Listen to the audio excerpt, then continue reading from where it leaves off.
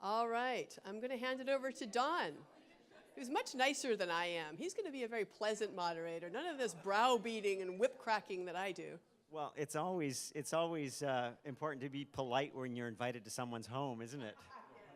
So, please. So I'm looking for my three panelists. So we have Al and we have Jeff.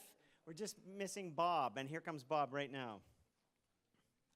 I got Bob's notes from the last panel. You can use them again.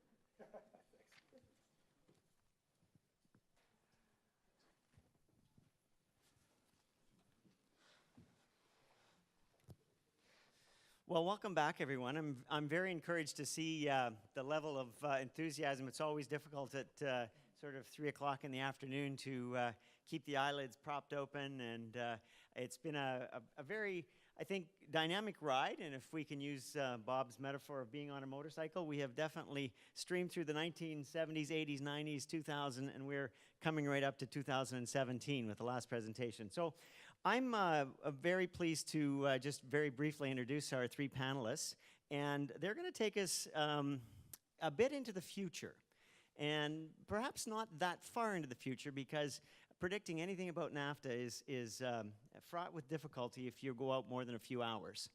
So we're going to proceed in this manner.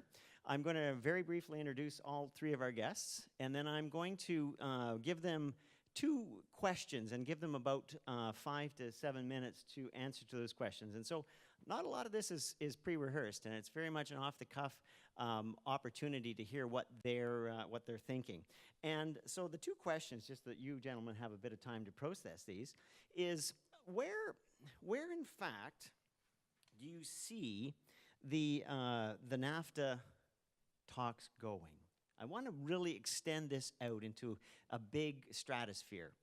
And then I'm going to give you a chance to rein that back in by saying what you think the traction will be for anything in the area of regulatory alignment, such as what we've been talking about, particularly as we've been discussing today in agri-food and agriculture exchanges between Canada and the United States. So what might derail it? How might it fit in? Will it get any airtime? Things like that. So I want to get the big picture of where you think the negotiations are going, and no holds barred there. As you see fit, you can give us an overview. And I was in Toronto last week, was at a conference on food safety and regulatory assurance, went back to my hotel room, turned on the television, and I saw Laura Dawson on the TV talking about the future of the NAFTA. So everybody's doing it. Everybody's talking about where NAFTA is going, so I think it's a fair question.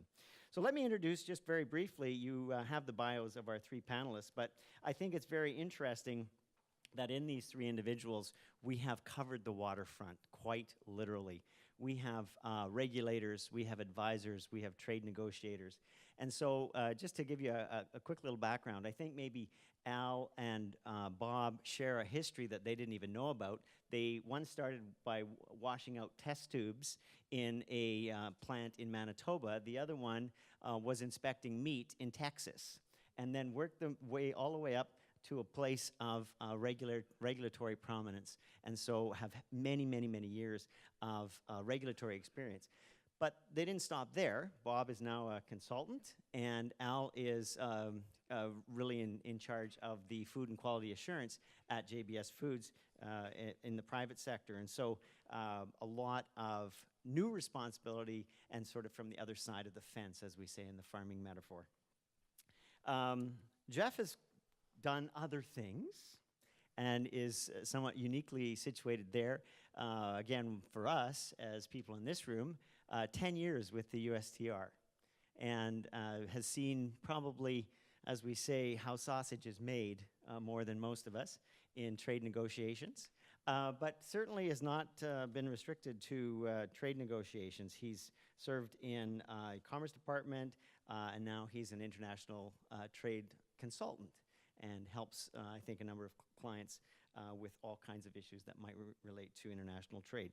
So it's a real pleasure to have that wealth of expertise of probably I can say without any hesitation, more than 100 years of experience staring you in the face this afternoon. So I'm going to throw the question over to each of them. I think we should start with Jeff. Where are we going with these negotiations, and what's your crystal ball view? Well, there's no path forward right now. So I think there are really two levels of proposals that are out there. There are proposals that have come that Canada and Mexico were expecting as part of a traditional trade negotiation, and there were some that they weren't expecting. And I think with respect to those, it's making it, there's sort of two levels of the negotiation, and it's making it very difficult at the table, even for some of the low-level things. Because I think, just from my conversations with the negotiators from Canada and Mexico, they're just not sure how to react. They're not sure where those proposals are coming from. So I think one of the things that we need to talk about here is, and things could still turn around. It's still fairly early in a trade negotiation. The deadline that was set at the end of the year. So I did Doha round, TTIP, TPP, softwood lumber. So they always take time. So that's not really a surprise. But I think it's important that we not put all of our eggs in the NAFTA basket, and we look at other options. For example, how to strengthen the existing Regulatory Cooperation Council. I think that's really important. In NAFTA, I would say, before moving off of NAFTA, I would say that it's unlikely that regulatory cooperation is a priority for the United States. I think this is something that Canada and Mexico will need to work together to do the heavy lifting. If it's a priority for them, I know from talking to the Canadian government that it is. So I think that's going to be really important. But one thing I would say is that in general, this is actually a very good atmosphere for enhanced regulatory alignment with the United States. Now, I wouldn't call it regulatory alignment. I would call it deregulatory actions. So let me talk to you a little bit about that, because after USTR, I spent some time at OIRA. So regardless of what you may think about the impact domestically of some of the new policies, I think they're actually quite good in terms of incentivizing greater international regulatory alignment. In addition to having the 1 in, 2 out requirement, every agency needs to negotiate with the OMB director on an annual regulatory cost cap. And if you saw the memo that Naomi Rao, the administrator of OIRA, sent out to agencies in September, she said she expected to see a negative cost cap for all the agencies for fiscal year 2018. Now again, whether one thinks that's a good idea or not for the domestic context, it's clear that agencies are going to be looking for deregulatory actions. And you have to have the right incentives in place, and that creates an incentive. And I know that there are a lot of agencies out there looking for incentives, and fiscal year 2018, apparently they're going to need some if they want to affirmatively regulate while having an incremental cost that is negative. When I was at OIRA, we were reviewing 160 significant rules at any one time on average. Now, I just checked reginfo.gov, because former OIRA people do this all the time, just to see what things are like at the home base. 53 rules that are significant. And just looking at the titles, not actually delving into what each of them do, at least a quarter of them were streamlining, stay, modernization. So they're regulatory actions. So it's at least a 2/3 cut in the number of regulations that you'd be likely to see under review. So you have a situation where US regulators are going to be, instead of thinking of international alignment as something they do maybe on the side, it's something where they could potentially look for cost cutting. And it just so happens, OIRA put out guidance to agencies in April, and they actually said international cooperation can be a deregulatory action. Standard setting can be a deregulatory action if it reduces costs. So they've put that out there. That was not an accident that they put that out there. And this is an area where Canada and Mexico are actually a little bit ahead of the United States, because Canada has the Red Tape Reduction Act of 2015. It's a little bit different than regulatory budgeting, but you have to offset the cost and the minister in charge can allocate that cost within any of the agencies in his or her portfolio, so there's some flexibility there. And Mexico actually also has a one in, two out policy as well. And the Mexican Congress is debating further reforms to strengthen COFEMER, which is our counterpart in Mexico and TBS's counterpart. And it's always been an issue trilaterally to make sure that they have enough authority. So between those, those three things, there is actually some alignment. And I think this shows that one of the critical enablers of greater regulatory cooperation is centralized oversight, right? Because you had it coming from OMB and TBS and COFEMER, putting the right incentives in place, and also having strong regulatory disciplines, for example, cost-benefit analysis. So that's where, if you have a very strong NAFTA GRP chapter, you could really help as well. Because when you have those disciplines in place, you're more likely to come up with solutions where you can work with your trading partners to align. If you put something in place that's going to cause a trade irritant, as Bob and I know, we stay away from those because it's going to be very difficult to align where there's a live trade dispute. And I spent many sessions in Geneva at the WTO TBT committee listening to Canada and Mexico lecture me on country of origin labeling. And a lot of other measures, which I had my own personal point of view, but I had my talking points. Interesting change when you've had the same client for 15 years and now having other clients. But it was a wonderful experience, and I'm enjoying my new gig as well.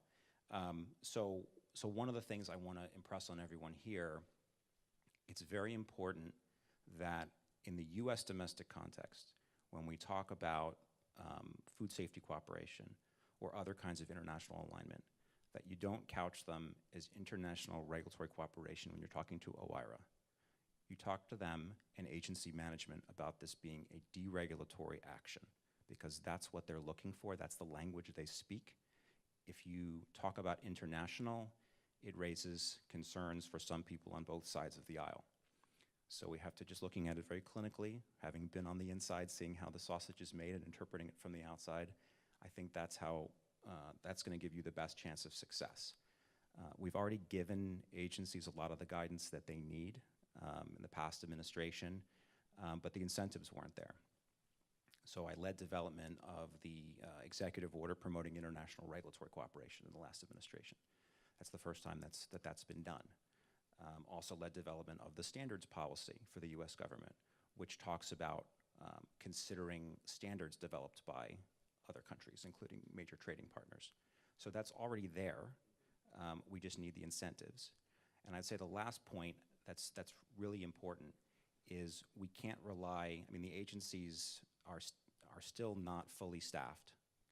We cannot rely on the career staff who are overwhelmed to do this analysis on their own. So we have to go to the regulatory agencies, to the management of those agencies, to the relevant branch in OIRA with fully thought out proposals, with text proposals, having done as much of the analysis on cost as possible so that they have those numbers for the proposals to rise to the top of the pile. And we also have to go in potentially with a trading partner on at least one side, if not all three, to give that the greatest chance of success. That's always been the case. It's been the case for TTIP and TPP, and I think that's going to be incredibly important. And just to close, administration in March, and we did something similar at the Commerce Department. We ran an exercise on permitting. We were looking for ideas on how to streamline permitting for manufacturing. And what we got from the industry were a lot of concerns about the problems that they caused, that some of the rules caused, but there weren't really any concrete suggestions. And there's an administrative record for all those rules out there. So if you're going to come up with, if you're going to say we want that rule to be repealed, that record's still there. So you're going to need to put forward data on the record to create a different record, or it's going to be overturned. So I'll leave you with that and look forward to hearing from Bob and Al as well. All right, so thank you very much, Jeff. Very insightful. I think we should turn it over to Al. We haven't heard from Al yet. We've heard from Bob, and Bob's going to have somewhat the last word, except we're going to have a couple of rounds here, so we only have the last word for this particular issue. Al, where are we going with NAFTA 2.0? You know, that's really something that, as a regulator, I really didn't have to worry about.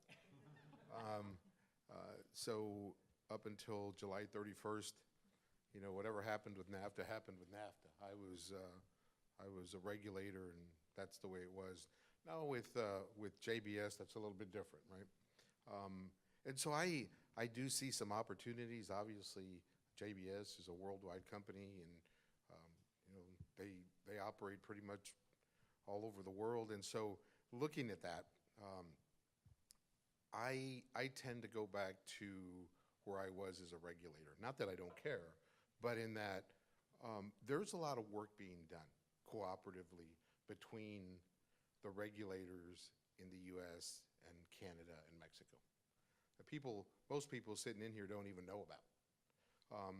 And it's something that they're looking at common venues to work together in, how they audit each other, how they're looking at each other in a regulatory approach. And so I think that can be leveraged for NAFTA, right?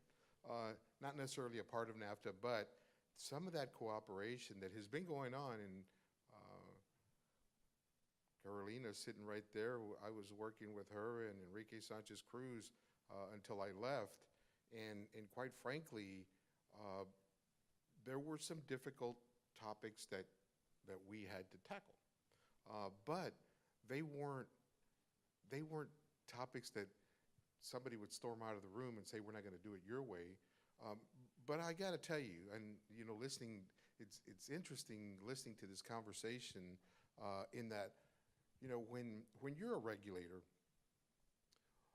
the thing that you don't want people to tell you is your way isn't the right way. You simply don't, you know, and that'll just shut regulators off. And so while I agree that it does take industry and consumer groups working together, and I'd say you have to have everybody in the room, similar to what Mike was talking about earlier, because it will take a uniform position, right? Because the one thing another thing that regulators, and quite frankly, even in my role at JBS, just because I'm no longer a regulator, my answers still don't change. It's about food safety first. And so regulators will always say, you know, I understand that different countries have different positions and how they come to their decisions in making food safety decisions, but I'm not going to change my way. So that's the part that needs to change is I believe this whole, the use of science is, FSIS says that's what they do every single day, right? CFIA says the same thing. Seneca and Sagarpa, they say the same thing. But I do believe that there are opportunities for some of these things that we're dealing with that I would say are on the fringe of NAFTA, but they give us opportunities to be leveraged within the regulatory agencies as they exist today. I do believe that these folks, one of the comments that you made was, you know, these folks, the career people. Yeah, I got news for you. The career people will always be making those decisions. The politicals will drive that, but the career people will always be the risk assessors. The career people will always be the folks that are doing those risk assessments because that's what they do. Now, I do believe that, you know, FSIS still doesn't have an undersecretary. I do believe that needs to happen and happen quickly because, I mean, can you imagine this area in food safety and how relevant it is to the NAFTA discussions, right? Because there has to be some weigh-in, and certainly there has to be the political piece that needs to be considered, and that's one of the things that I think is missing right now. I do believe Personally, Secretary Perdue is a big advocate for NAFTA. Secretary Perdue, in my time that I spent with him, I'll tell you what, he gets it.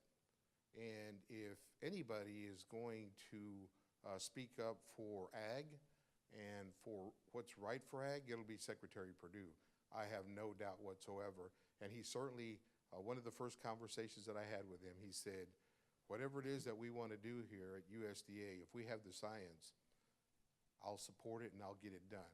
And I have no doubt that he will, because he's a strong advocate for ag.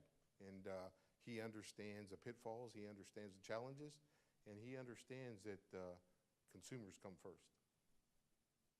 Thank you, Al.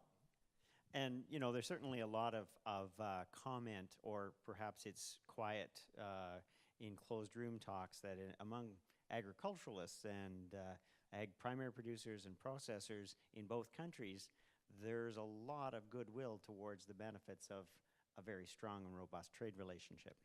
And so that, I think, underscores this whole idea that maybe there are some low-hanging fruit that we might be able to pick.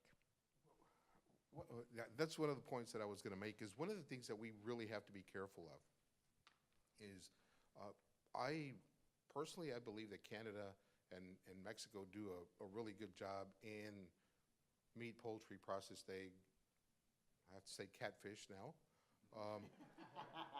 in that area. I have to say that, right?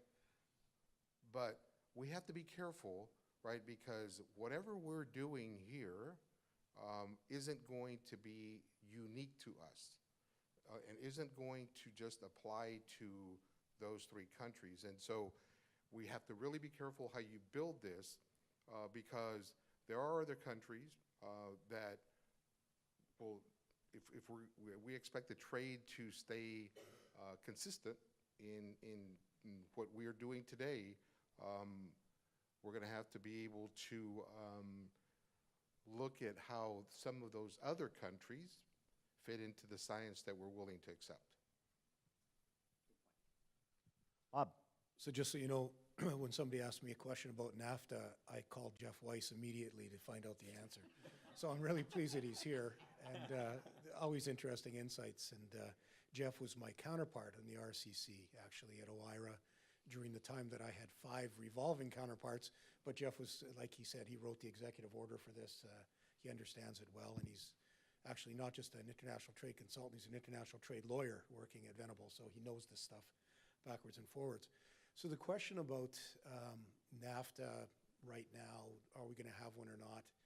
In one dimension, it doesn't matter, because NAFTA right now is providing an opportunity for discussions. And you've got the Mexicans, the Canadians, and the Americans in the same room at a table called regulatory stuff, where we can table a bunch of brilliant, insightful ideas. That has a lot of benefit, because if you can use the next rounds to create willing followers to a new storyline around where we take regulatory cooperation next, that's a win, because you don't need to embed it in NAFTA necessarily. You can then export that out of those discussions and say, let's just do this through policy measures, through new processes, do those kinds of things. So this is a forced discussion. And what I'd like to see is a very informed, aspirational discussion occurring around what we can do. So whether there's a NAFTA or not, when I look at it selfishly from a regulatory cooperation standpoint, I want to suck every benefit out of the discussions first. And whether it lands or not at the end, it would be better if it does. But if it doesn't, there's still some tremendous forward movement that can be made. And in terms of the regulators who say, I did it right, I did it right, I did it right, I used to disarm some of my staff the same thing when they said they couldn't move on something. I said, well, okay, let's pretend for a few minutes that we didn't have a CFIA or any of these inspection programs. And we removed everybody that's in the system. And we said to you, you now have the ability to form an organization of 6,000 people with the hundreds of millions of budgets that you have. Would you redesign everything exactly the way it is today? And their answer always is, well, no, that would be stupid. Well, that's right. And that's a scope for improvement. that's a scope for change, because there's no system in place anywhere, meat inspection, whatever it happens to be, in spite of people being convinced that their little part of it is right, that can't be improved. And if they were naive enough to say, yeah, it looks pretty good, then I'd say, and is it sustainable for the next 20 years? Then they would become disarmed. So what we need to do is modernize it and make it better and leverage things, and they all agree to that. So there's always scope for improvement in these systems. And the regulatory cooperation starts those discussions in the right place, as informed by stakeholders saying, by the way, this is pinching, just in case you weren't aware, and scientifically, we have a challenge coming up here, let's work on it together. Okay, so I'd like to move on to the second question, and just given the range of responses, perhaps the second question might follow the same track that Laura's second question or third question or fourth question was, and that is, so who are the actors that have to act now, and how do they do their next steps? So I'm throwing that wide open. Are we talking private sector? Are we talking regulators? Are we talking associations? Are we talking lobbying to people who are in the houses, elected officials? What would be a strategy? And I guess there's two, part A and part B. Part A seems to come out, NAFTA is dead, long live NAFTA, and doesn't really matter. Let's go with inside of NAFTA, or let's say it really is dead and we're outside of NAFTA. If we're looking at this idea of, let's call it deregulation, if we're looking at this idea, what are the next steps for the various players? And you can pick some or all as you see. Jeff, I'm going to start with you again. Well, again, I think that the stakeholders need to make a proposal to the governments to get things going. And they need to provide as much data as possible and as much potentially even regulatory text or trade agreement text or MRA text or whatever it is they're looking for to get the interagency process going.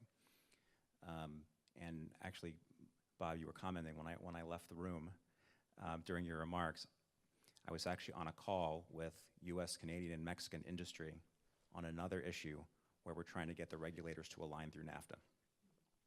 So that's what we're doing.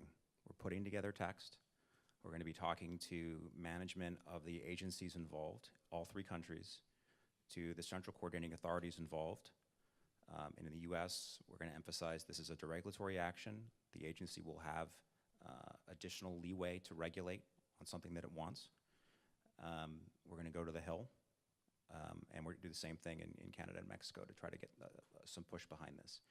One of the things that's really interesting to note, and I don't know, if, Bob, if you ever experienced this, but as a U.S. negotiator in a lot of different negotiations, I always knew that I could never change U.S. law. So negotiating with me wasn't a lot of fun because we could never change anything. We always just said, read it again. The more you read it, the more you'll like it. And I'll never have that much leverage again. It was really a lot of fun in some cases. But it also meant that sometimes I had to stand in a room of 500 people and be the only one saying no while we were there for 2 weeks. Just because it's always been that way doesn't mean that it's like that right now. And I just want to, people are starting to understand this. So right now you have the White House, both houses of Congress in the same hands. And they're going to need a simple majority to get the NAFTA implementing bill through. And you have to ask yourself, who's going to make up that simple majority? Chances are it's going to be mostly Republican. And what do Republicans think about regulation? So ask yourself, the fact that a U.S. negotiator couldn't change a statute before to change a U.S. Statutory system for regulating in a particular area, does that necessarily hold true right now when they're thinking about how they're going to get to the simple majority? That's a question. Lots of folks are asking me that question. So just food for thought for folks here as to what might be possible. Now, I'm not sure that joint regulation on the lines of Australia, New Zealand we're not there. But in terms of changes to align to reduce costs, whether or not that's a non-starter now, if I got the right proposal when I was the negotiator, maybe. Just food for thought. All right, the world can change. Al, do you agree? Yeah, I agree, but boy, the stars have to line up just right. I don't know that that just because everybody's from the same party, that it hasn't happened yet where they all fell into place. And if there's anything that's unpredictable, or anything that's predictable, is that it's unpredictable right now. But that being said, I do think there's huge opportunity with this administration simply because it's not business as usual, right? And so, yes, absolutely. And I think that there are some wild cards out there. But I do agree with you that it has to start where everybody is part of the conversation, right? You can't leave out any one group. And I realize what I'm saying here is, I mean, you'd fill up a stadium full of people if you had everybody. But the reason I say that you have to have everybody as part of the conversation is because if you want buy-in and you really intend to get this, get enough momentum behind it, is you don't want anybody saying they weren't part of the conversation. That's going to be a fundamental piece, I would suppose. And so I think that regulators would like to be in a position where they're more aligned. That's me before I left, July 31st. And that was part of the reason why we started working together to get these little pieces in place, not necessarily looking toward NAFTA, but why is it that we have to be auditing each other every year? And then, so I go to Mexico, and then 2 weeks later, Canada's going to Mexico, and why don't we all build this huge database? And as we're auditing each other, or as we're doing things that are similar to each other, why don't we post it on this database? And that way, the other country knows what we're doing, what we're finding, and it just creates consistency. So that's what I think, what I'm talking about is, if you start small with these smaller initiatives within a regulatory process, it creates some of that momentum. And I think that it's something that we just did it kind of quietly, because we as regulators, we're not looking for that big splash anyway. Were you going to ask something? No, but I do think that it's important for everyone to be part of this, and I think that goes to the fact that nothing we do can lower environmental health, safety, protection. Absolutely. Right. That's going to be super important. But in terms of potentially revising how agencies look at this for the long term, having done some of these initiatives from OMB, the political winds blow. The president's focused on it now, but then focused on other things later on. We do need to think about whether agency missions need to be supplemented in statute, that they should look at international regulatory cooperation, especially if you're covering a lot of products that are cross-border, which is many of the agencies. Having that in the statute, I think, could be really important. There were a number of times when, whether I was at USTR or OMB, where the regulator would say, well, that's not my job. That's not my job. My job is environment, health, and safety. And I don't want them to change that, but we want to supplement that so that it's not seen as a side gig. And again, it's so important. I mean, in the TPP negotiations, when we first proposed the annexes on how to regulate medical devices, cosmetics, and pharmaceuticals, that was a new thing. We'd never done that before. And one of the great things was hearing some of the other countries tell me, if that's okay with FDA, that's good enough for us. So that made me feel great. So we don't want to do anything to diminish the reputation that our respective regulators have internationally. That's very important. Yeah, I think you can craft that statement into increasing the reach of the agencies to actually follow the supply chains and manufacturing of global products to do their job better. So I don't think it's in conflict, and I think that makes good sense, because what you're doing is changing a statute to track with what's really happening in industry. It makes good sense. So I mean, people ask if I'm a glass half full or glass half empty kind of guy, and my answer has always been, show me what liquid's in it, and I'll go find a glass where it's going to be full again. So, so I'm looking at this very positively. I don't think the stars have ever lined up better. We've got momentum under the RCC. We've got a desire to create more efficiency, synonym dereg, you know, if you like, save money. We've got the opportunity for a discussion that fortunately is under the radar because people aren't going to come in and play games with it. So you've got this regulatory stuff table going on. I think there's an opportunity to start loading it up with some really good ideas. And I take very seriously Jeff's comment about put some stuff on the table that's a win-win-win that's going to actually meet some of these executive order requirements about deregulation or economies and help the departments get to their bottom line. Why would someone say no to that? And you can do it in such a way that you're actually increasing the health and safety standard. So there's a real opportunity. I mean, the good news is we've got such a myriad of unnecessary regulations. When you look at the two countries together, collectively our regulatory system, it's this massive target-rich environment of opportunity. And right now, there's a receptive audience. So let's get on with it, is where I'm coming from.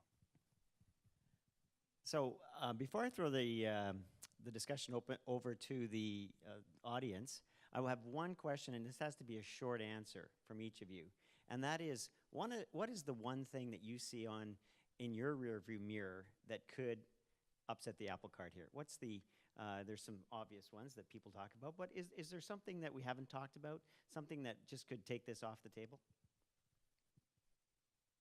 This whole discussion about deregulation, regulatory alignment, harmonization, that's the big bad word. But is there something? I don't think the apple cart's upright yet. Okay. I think we're still trying to build it. So if it was rolling, I would answer that better. But we're not quite there yet. We still have some construction to do. From the world of meat, poultry, processed eggs, in that arena is you want Catfish. And catfish, yes. Let me not forget catfish. Yeah, if you wind up having some outbreak or foodborne illness associated with any of the products that are being imported or exported from here, I mean, I would say, you know, I still say we. The agency, I'd say, does one heck of a job, one hell of a job with their regulatory constraints, and I don't see that happening. But I mean, that would, you know, this reminds me of, and I know you wanted me to be short, but this reminds me of the situation one time where I had an undersecretary come tell me, you know what, this just doesn't make sense. Why are we, FSI, is still regulating canned product? There is no reason. Why don't we just give it over to FDA? We never have any problems. And 2 days later, we have the biggest outbreak of botulism in canned product, right? So you got to be careful about saying it'll never happen. But I would say that if something like that were to happen, this kind of I'm not saying that this progress would be for nothing, but it would set it back a little bit. Should have given it to him 6 months earlier, right? Jeff, is there something we're missing?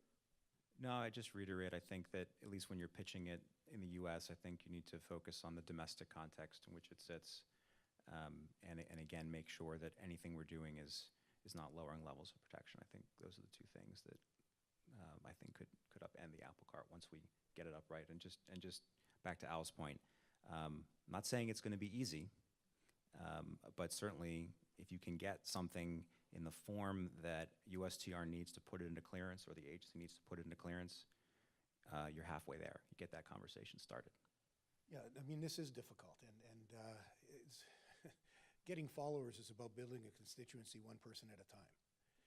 And I think you have to build it at that level. So yeah, this is difficult. It's not a slam dunk. There's a lot of inertia for the status quo, but the status quo doesn't work anymore.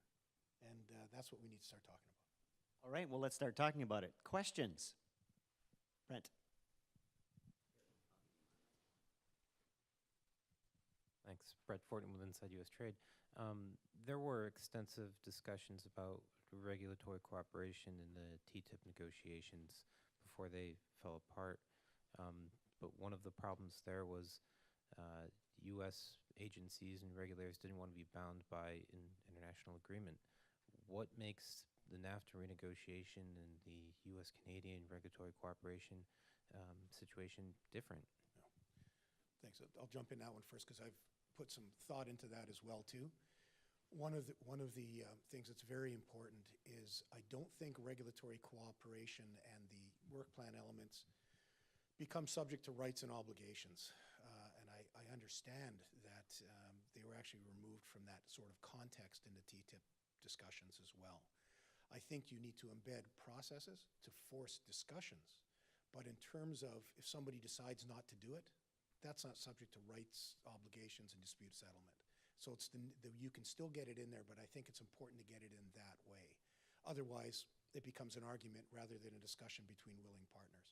So in the recommendations I'll be making, it will all be about lock in the process, lock in the governance, give the stakeholders a role in identifying some of the issues, not just the regulators. They can be helpful.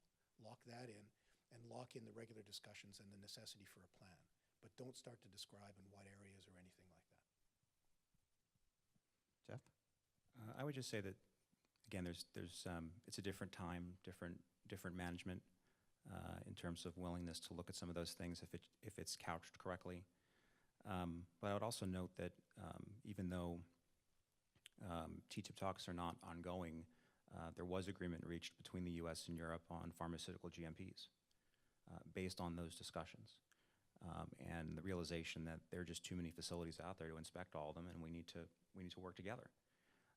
And it's being phased in because there are some member state regulators that FDA has more experience with than others. So they're being very careful to ensure that they're not going to expand it until they feel confident that the inspectors can do the same job that an FDA inspector could do. So they're checking all the boxes. So I definitely think it's possible. I would say that as in the regulatory community, once you open that door and you get people talking about it in that community, then it doesn't just die when these talks fall apart. They continue to look at ways to be able to be a little bit more creative. So it's not a dead issue for regulators. They just continue to do what they've done, only looking at it from a little bit different angle.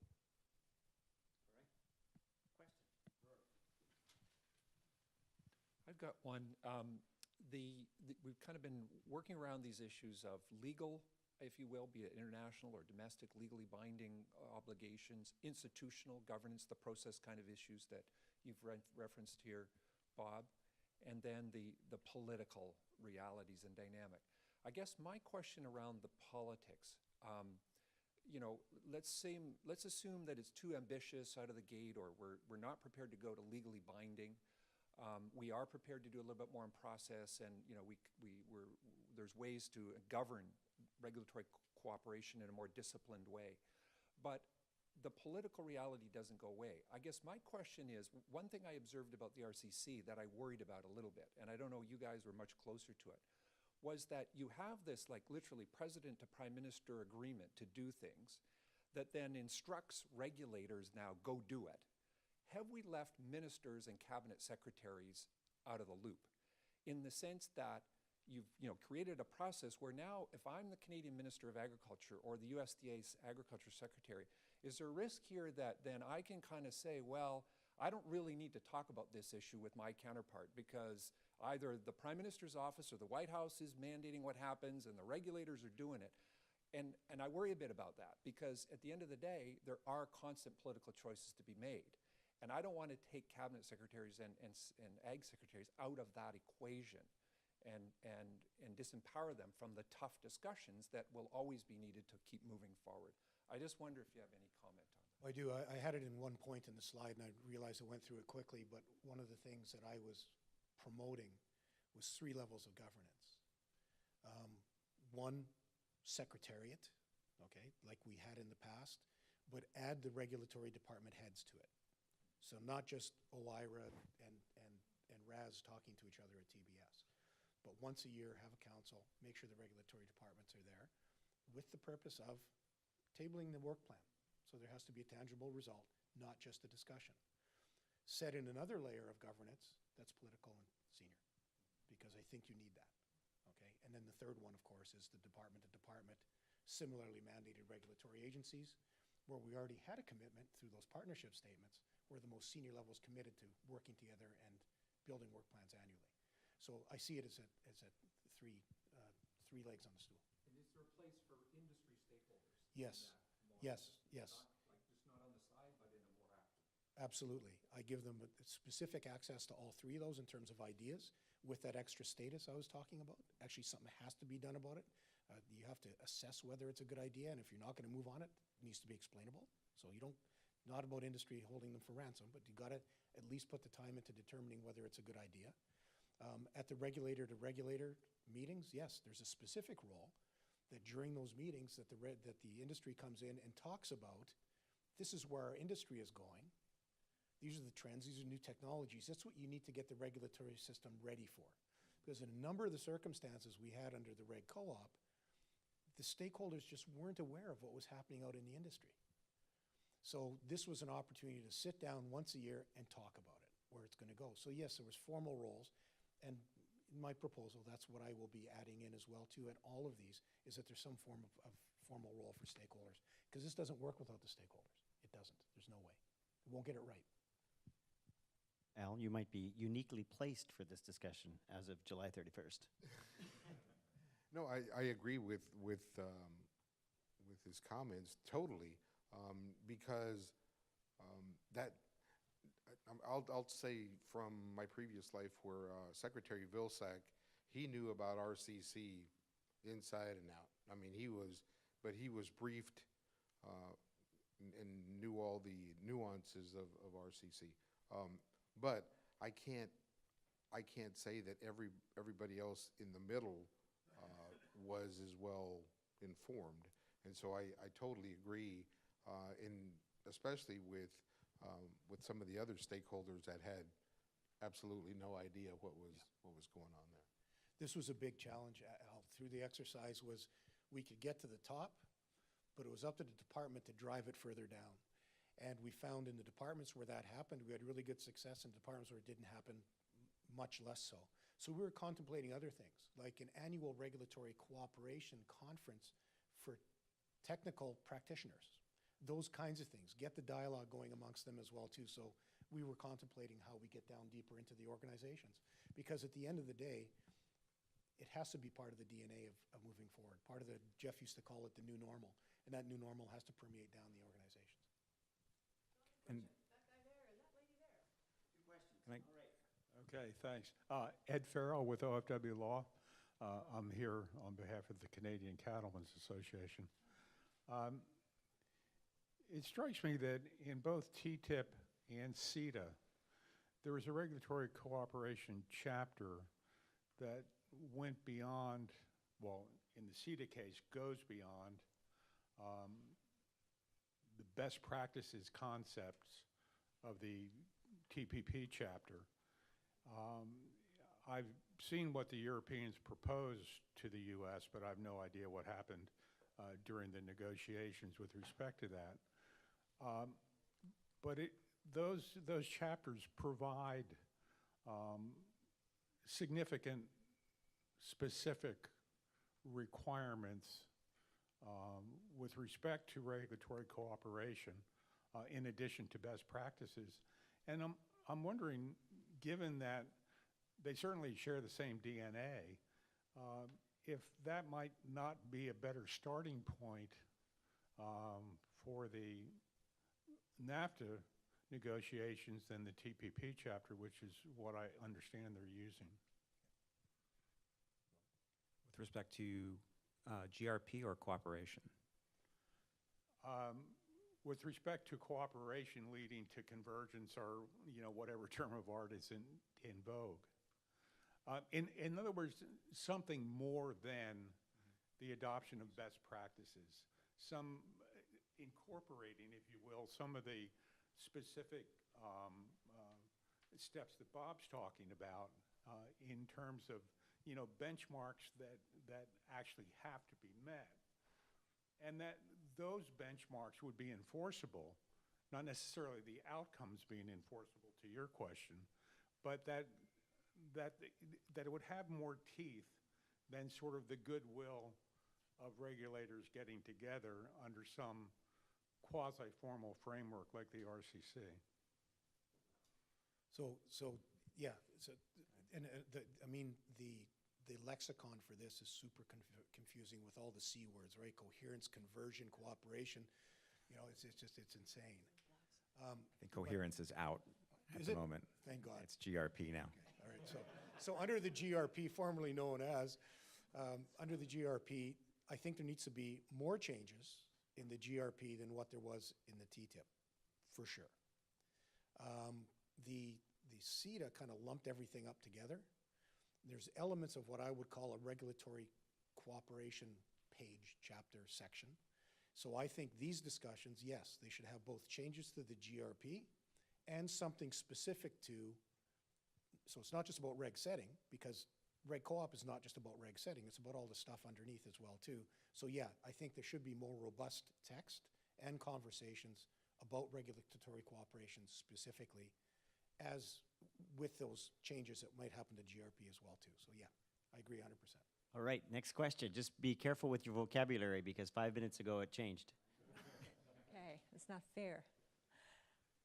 Jenny Dubois with the University of Maryland, GIFSAN, and I'm coming at this from a very different perspective because I'm kind of the boots on the ground teaching the international community, including Canadians, and I am Canadian, living in the US now 15 years, where we try to teach people about, you know, what is needed in order to be able to import food into the United States. We're sponsored by the FDA, partially, but also by the private sector. The benefit that I see and don't hear in any of the conversations is the influence. In India, in China especially, two of our very large importing partners, they really consider Europe as this gold standard because Europe has written it down in plain language, and therefore they can just copy or adapt slightly. The USDA is prescriptive, so for meat and poultry, it's one thing, and eggs and fish, catfish only. People kind of know what to do, know what's expected of them. The FDA is not prescriptive, and it's about achieving outcomes, and people have a hard time knowing what that means and knowing how they're going to do that. So I think, all that to say, I think a regulatory cooperation in this field would really add something that is needed in terms of influence, where we would have something else, even just for us, the teachers. We would have something to say, here is the text, here is how it was done, here is the risk assessment, here's where the data came from. And so it would add to the ease that these very, very large and increasingly large trade partners have in aligning their own regulations with the US regulations, as opposed to just saying, well, this is complicated. If we go with EU, we know we're at least going to meet the requirements of the US because many are a little bit less stringent. But then it costs more money to apply that. It means that if they decide to copy their regulation on the EU regulations, then we're going to have to meet their standards. So our own exports are going to be facing tougher challenges. So I don't know if it's a comment or a question, but I'd like to have maybe an opinion on what you think this influence benefit might be, or maybe just tell me I'm completely wrong and thinking of the wrong ideas. Thank you. Well, me. Where I see the biggest influence right now is people are watching internationally, anticipating we're going to come up with something really good in regulatory cooperation, because we're commonly seen, you know, with the exception of Australia, who had to make structural changes where they had these organizations report to both parliaments. And I don't think we can change the US into a parliamentary Westminster-style government. That would take weeks. So that, you know, that won't work. The EU Commission, I don't think we're going to land that way with the Commission over top of Canada and the US. So, and most other parts of the world aren't like that. So people are really paying attention to, Canada-U.S. seems to have a model that's working. They've had a bunch of success. What does that look like written down? And I was invited to Geneva a few months ago to have a chat about how would we fit this in the WTO? I'll tell you, people are still a long ways away from what we were able to do. So Yeah, in terms of influence, I think if Canada and the U.S. and Mexico can land on NAFTA, I won't say chapter, section, that outlines regulatory cooperation and what you do to achieve it, some of the things that we want to install between the countries, I think it will go a long way to influence where the rest of the world goes. And that's an opportunity I see we're not quite seizing it right now, right? We can exploit this to some degree. So I'm with you. I think there's a real opportunity here to influence. I won't get into the system-to-system stuff, but in terms of the regulatory cooperation and how you would structure it, yeah, there's a tremendous opportunity. Al, Jeff, comments? Well, I definitely think it's possible, and I think the larger the bloc, the more success we're going to have.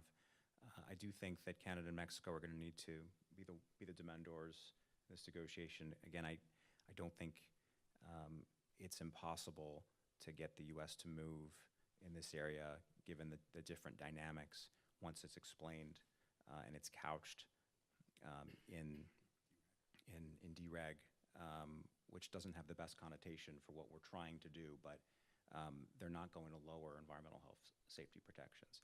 I think that's going to be critical for the success of this venture, but I definitely think that it's doable.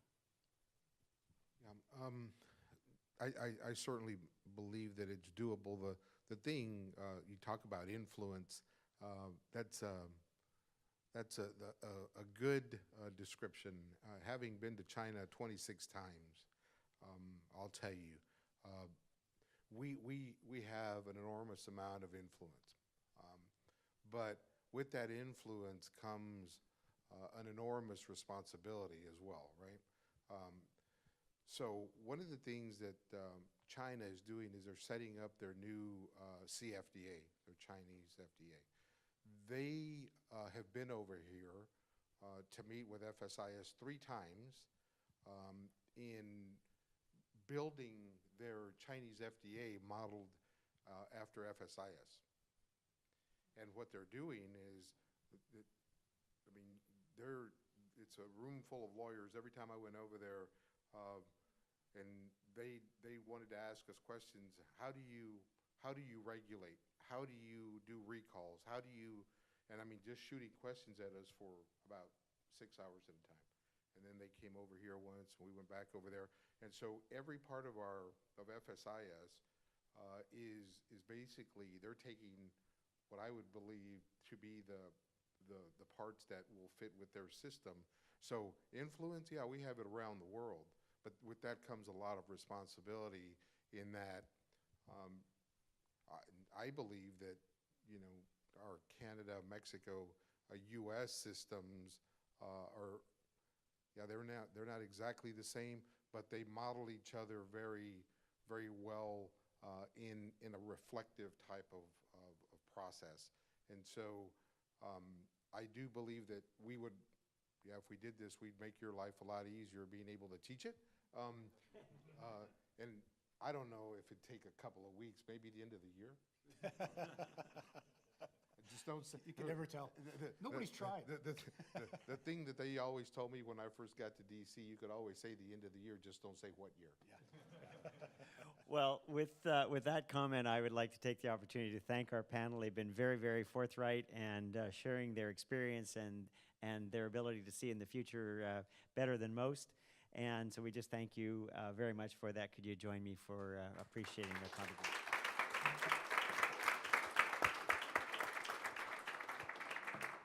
That was great, Don. I learned a lot. Wow, that's good. Good stuff. And now we've come to the end of our program. No, wine and cheese, right? Yes, wine and cheese. I think Bob wants to know whether the glass half full is a beer glass or a shot glass. Fully harmonized, fully integrated. But first, before we go ahead, I wanted to give Leslie at Cappy, Leslie from the Ivey School, an opportunity. Is there anything that we want to add? Are you looking for input or feedback or suggestions or contributions? Well, we may populate the wine and cheese and ask for a few people to come and sit with us for a quick interview following this. But we're going to continue this work through the next year. And so we would be looking to reach out and contact people on this topic. Yeah, thank you. Because there's no such thing as a free lunch, and the wine and cheese is sponsored by our friends at the Ivey Business School Lawrence Center. So thank you for that. Thank you to our program sponsors, to Cargill and Maple Leaf Foods. Thank you to our partner, CAPI, and to the Ivey School. What else do you want to say, Don? Well, I really do think that it is, you know, the classic case of are you a pessimist or are you an optimist? And I've seen a lot today to see that the glass is definitely half full, or the windows swung open. We can't get through the door, perhaps. But there's all kinds of bad metaphors that I could raise. But all that to say, I'm very encouraged just by the conversation and the level of engagement, and certainly the quality of the questions. People are thinking about this, and you know, whether we can get the drafting on the table to the right people at the right time, that's an open question. But certainly there's an opportunity for us all in our walks of life to take a serious look at this and encourage people to take that next step. And that's a successful outcome for me. So I'm very happy to hear that. Thank you. Great. Now we have copies of the short paper that Mike and Rory did somewhere outside this building on a table, says Ben. And very, very soon, we're going to look forward to a paper by Bob Carberry. And if you have any inputs... On the hook. Okay, no. Make sure I'm getting paid the same. You just remember, this guy is not getting a salary. He's now in the realm of scholarship, so I can't twist his arm too much. But if you have comments or feedback that we didn't get a chance to discuss today, please send it to me, send it to Ben, send it to Bob. We'll make sure that it gets incorporated into this very worthwhile project. Thank you to our partners at CAPI. Do you use the word acronym, the acronym? Okay, that's good, because I've been calling you CAPI for weeks. Thanks to CAPI, thanks to Ivey, thanks to the teams that put this all together, thanks to our team at the Canada Institute, Ben, Savannah, and our hard-working, underappreciated interns, Emile and Sabrina. Emile is from the University of Alberta. Sabrina, University of? Ivey Business School, woohoo! Our interns work really hard to get here, and at considerable personal expense. So if you're a fan of Alberta or a fan of Ivey, go talk to our interns. Thank you so much. Last thing, the reception is down on the 4th floor. If you just walk down the stairs to where you see the couches and the artwork and the little hand paper cranes, that's where we'll be serving very fine wine. Thank you.